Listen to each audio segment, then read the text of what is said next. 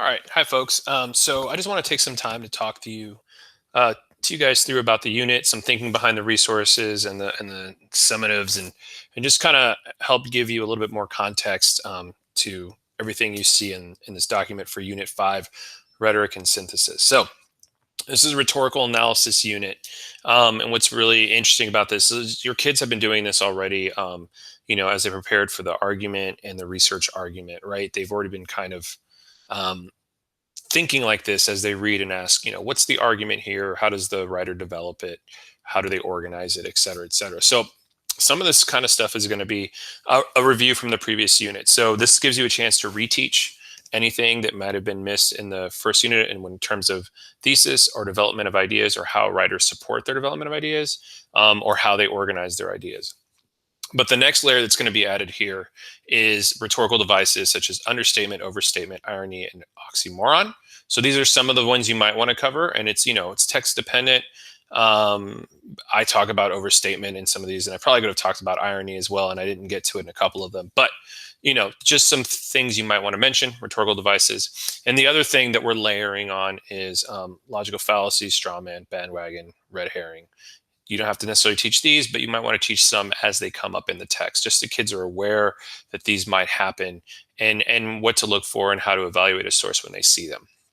Okay. I didn't talk about this at all because I know that fallacies are something that kids go over a lot, even back through sixth and seventh grade, because I taught middle school for a while as well. So, I don't know if you need to spend as much time on that as necessary. That might be a quick warm up or a quick 1 day lesson, but you probably don't want to kill yourself there in terms of where you're going to spend most of your time.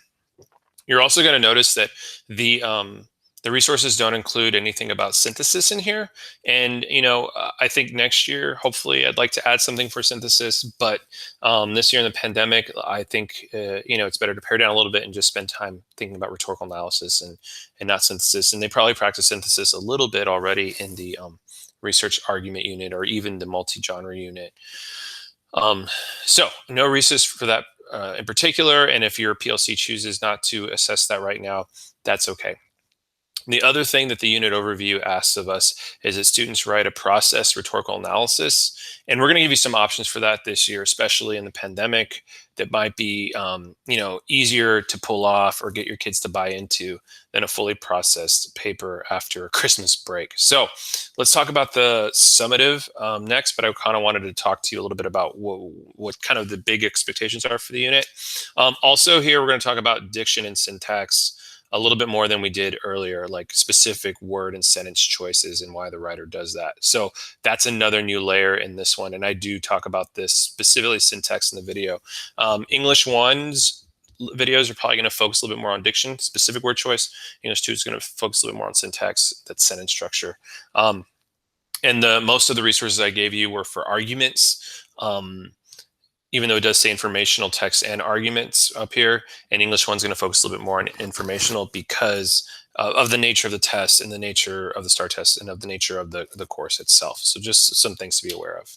All right, so the first option, because of this crazy year and because I know you're a STAR tested level, is to give your kids a time to write an argument 1.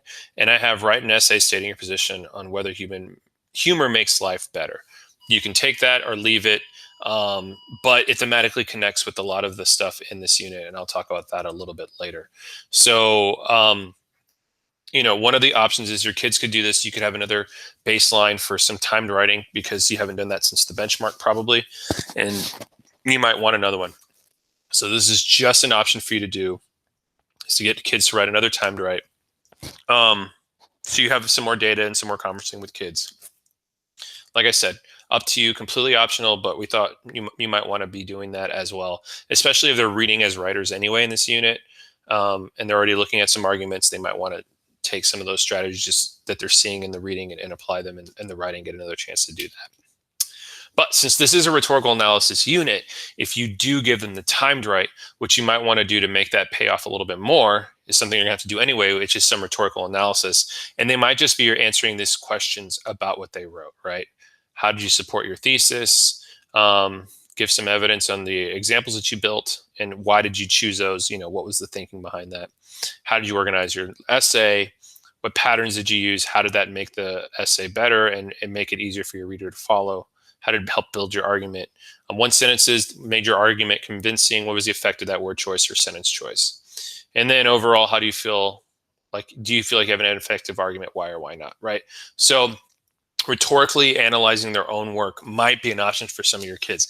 Now, that might be even harder for some of your kids. So you just want to gauge what you want to do with this unit. But we wanted to give you that option to maybe get a timed write in and then make it more useful and also fit the unit by rhetorically analyzing it. So that's an option for you guys.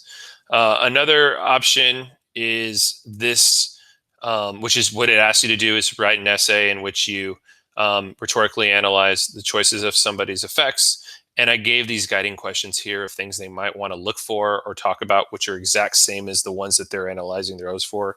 You know, what's the argument? How did they develop it or support it? How do they organize their essay? And then what words, sentences, or phrases stand out? What's the effect of those? Okay. I just brought in two articles here from Newsela, from our Northside Newsela resources.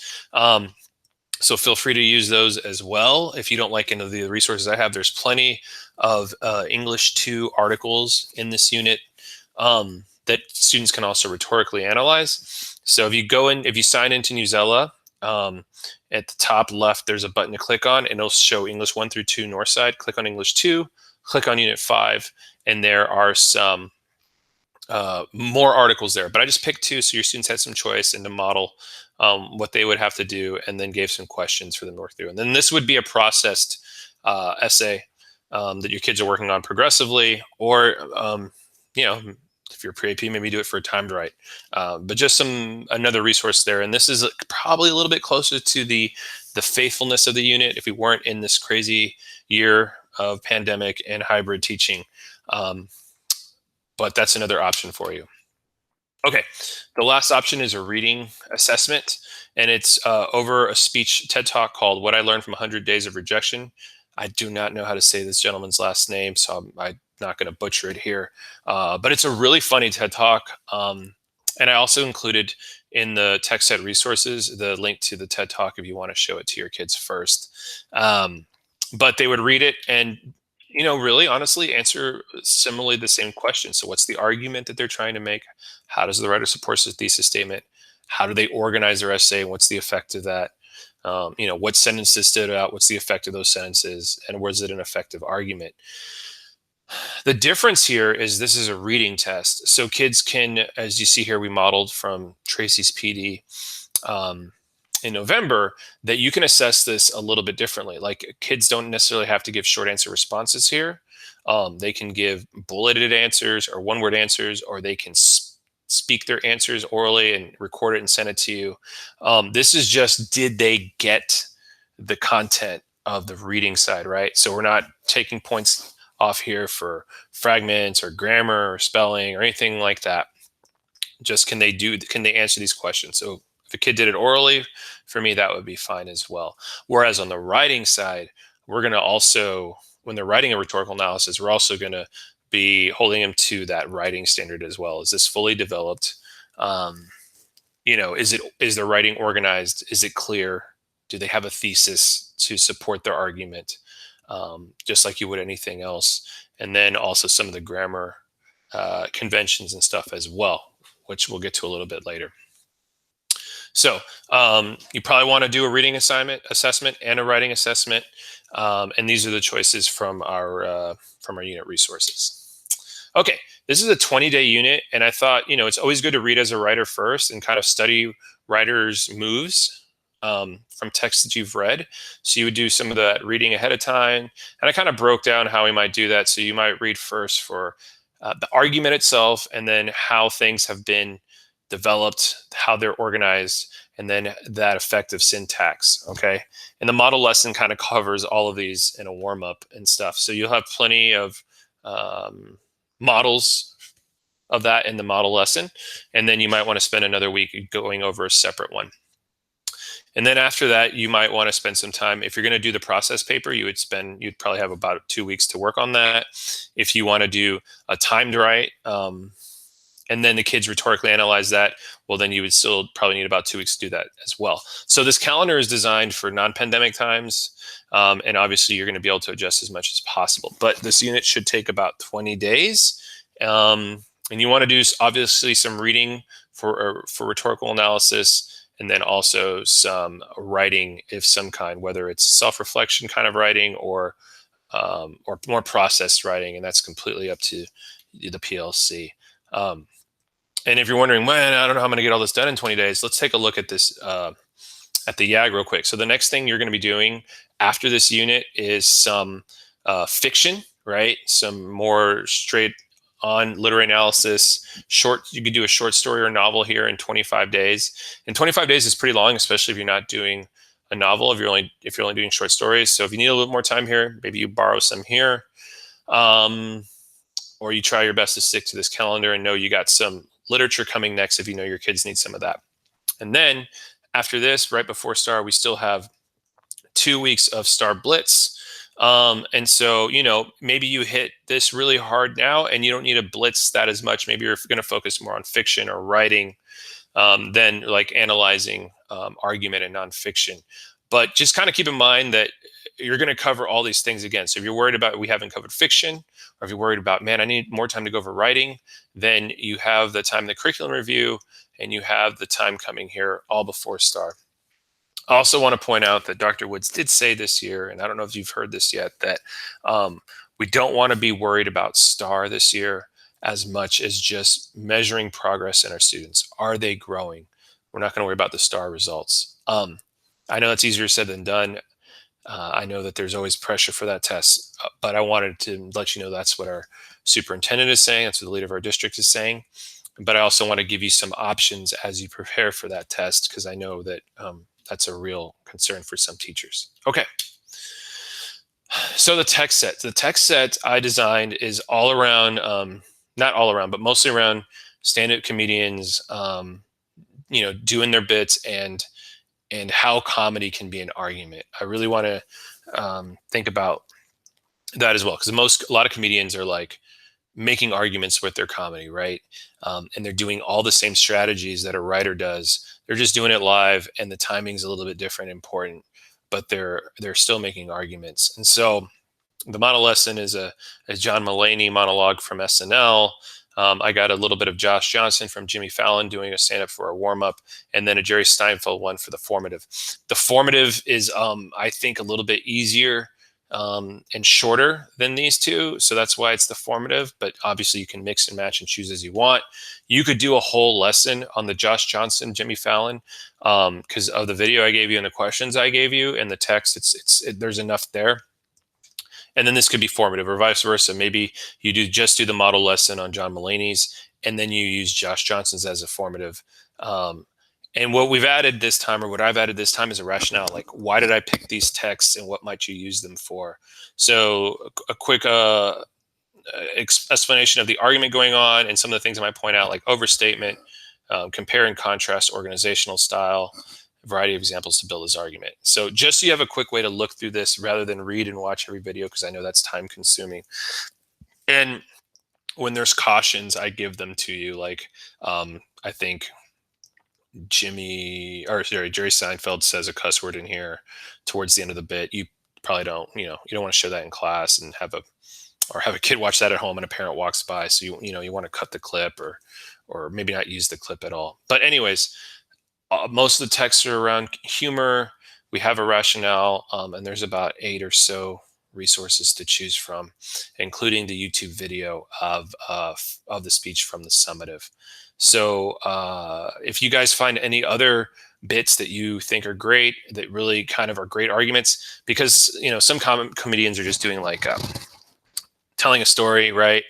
Or poking fun at stereotypes, and that's not for this unit. It's probably not school appropriate. They're poking fun at stereotypes, and the storytelling probably would have been great for the narrative unit, but we really want to see them building arguments here. So if you got one that that's great, please let me know, and I'll be happy to add it to the resources at the later time. So that's some thinking behind the resources. Now quickly, the lessons. So in the lesson, I talk about the argument, how it's developed, how it's organizes, and how they use syntax to construct that. for the warm up for the Josh Johnson piece and the Mulaney piece. Um, and like I so that's pretty meaty, right? Like you might, especially in pandemic times, you might want to cover one of those questions a day. And so theoretically, this could be, anywhere from 1 week to, definitely several days of content here. If you're covering a question a day and the warm up. So think about how you want to break that up, because you could stop the video of, if you're using my video, of after I talk about the argument or how I support the argument, and then save one of those other questions for the next day. If your kids need more chunking, um, or you're having pacing issues in your class, or kids are falling behind. But generally, they're going to be answering these same questions that they're going to be answering in the reading summative, and they're going to be answering the same questions that they're going to have to write about for the rhetorical analysis writing piece. Okay. And like I said, I give a lot of those. I go into a little bit of some talking about parallel structure here and overstatement. And, they don't need to know parallel structure for this. I just wanted to give some wording to what was going on in the syntax, that sentence structure. But that might be the pre-AP differentiation. So you might want to really hold your kids accountable, not hold your kids accountable, but really make that a teaching emphasis point at pre-AP. And at English 2, you don't necessarily want to do that. You just want to be like, yeah, the sentence is longer, or these sentences are short and choppy, and this is the effect of that. So I added it. Use it as a teach piece as much as you need to, or as little as you need to. Maybe just talk about long and short sentences instead of parallel structure and things like that. So just some thinking there. All right. The writing piece has a teacher model of a body paragraph for rhetorical analysis, and I go through the pieces that a paragraph kind of needs, and why I wrote it like that. And then I did a quick grammar lesson using a positives. Earlier, a level lead mentioned, hey, when are we going to get to the grammar instruction? And I thought, yeah, that's a great point. We haven't done that yet. So I do have a mini lesson on grammar that I added in here. So use that if you'd like, or if you don't have time for that, that's okay too, because it's not a TEK requirement here, but it might be helpful to sneak some of those grammar stuff in here, especially if the benchmark you did in the fall wasn't where you wanted it to be. What else about this? Yeah, and I also get into like overstatement here, or no. Here I just talk about compare and contrast the writing structures. So, like I said, the only difference here I think is that there's a separate video with a positives if you want to teach that as well. Oh, so the body paragraph. Sorry, one more thing I want to say about the body paragraph here is it's meant to either be like a standalone short answer if they're going to kind of do the more reflection route for the summative, but it could also be like, okay, today we're going to talk about organizational patterns, and this is the short answer response for that. Either approach is fine. Do what's best for you and your kids so that you guys can all be successful. So that's a look at the resources. I hope you found this video helpful. If you have any other questions, please reach out to me. And also, if you find any great texts for this unit, please let me know. I hope the humor thing lands with your kids, at least some of them. I'm really trying my best over here to make this material as engaging as possible for students when it's been so hard to get them engaged in class. All right. Best of luck, guys. Thanks.